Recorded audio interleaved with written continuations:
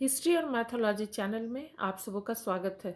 इतिहास के पन्नों को तलाशते हुए आज हम जिस कहानी की बात करेंगे वो बेहद रोचक और अनोखी प्रेम कहानी थी जो सत्ता और राजनीति के दांवपेच में उलझी हुई थी।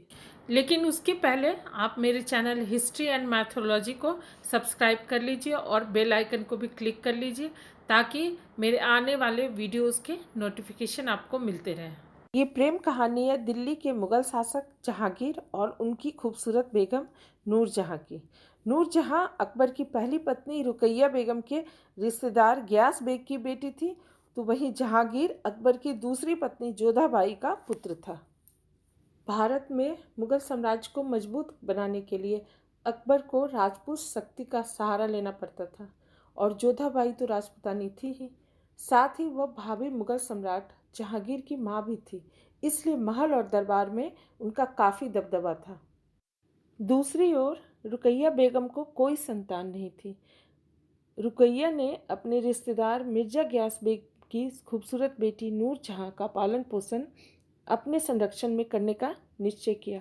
उसकी इच्छा थी कि नूरजहां की खूबसूरती से मोहित होकर अगर जहांगीर उसे अपनी बेगम बना ले तो नूरजहां के सहारे फिर वो दिल्ली दरबार और महल में रुकैया बेगम और मुगलों का दबदबा कायम हो पाएगा। और ऐसा हुआ भी। जहांगीर अपनी सौतेली माँ रुकैया बेगम से मिलने उनके महल में आया जाया करता था। वहीं वो नूरजहां से मिला और उसकी खूबसूरती का कायल हो गया और उससे प्रेम कर बैठा। लेकिन इसकी खबर जोधाबाई को लग गई और बात और आगे ना बढ़े इसके लिए जोधाबाई ने अपने भाई की बेटी मानबाई से जहांगीर की फौरन शादी करवा दी और जहांगीर की ज़िंदगी से नूरजहां को हमेशा के लिए निकालने के लिए जोधाबाई ने अकबर से कहकर नूरजहां की शादी अली कुली बेग, जो बाद में शेर अफगान के नाम से भी जाना गया, उससे करवा दी और उसकी नियुक्ति सुदूर प्रांत कांधार में करवा दी, जिसके चलते शेर अफगान के साथ नूरजहां भी कांधार चली गई। जब तक अकबर जिंदा रहा जोधाबाई के दबदबे के चलते जहांगीर कुछ नहीं कर पाया, लेकिन अकबर के मृत्यु के बाद जहांगीर नूरजहां को पाने का मन बना लिया। उसने एक षड्यंत्र करके शेर अफगान की हत्या करवा दी, जिससे नूरजहां वापस रुकैया बेगम के पास चली आई। अब तो फिर नूरजहां नाम का मोहरा रुकैया बेगम के हाथ लग गया था और वो नूरजहां के सहारे अपना और मुगलों का दबदबा महल और दरबार में पुनः वापस स्थापित करने का निश्चय किया।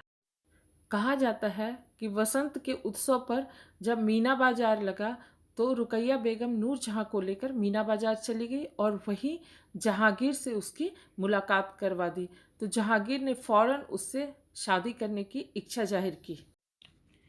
नूरजहां बहुत ही महत्वाकांक्षी महिला थी। जहांगीर की बेगम बनने के बाद उसने मुगल दरबार और महल में अपने सारे रिश्तेदारों और मुगलों की नियुक्ति करवा दी और मुगलों का दबदबा महल और दरबार में फिर से कायम हो गया।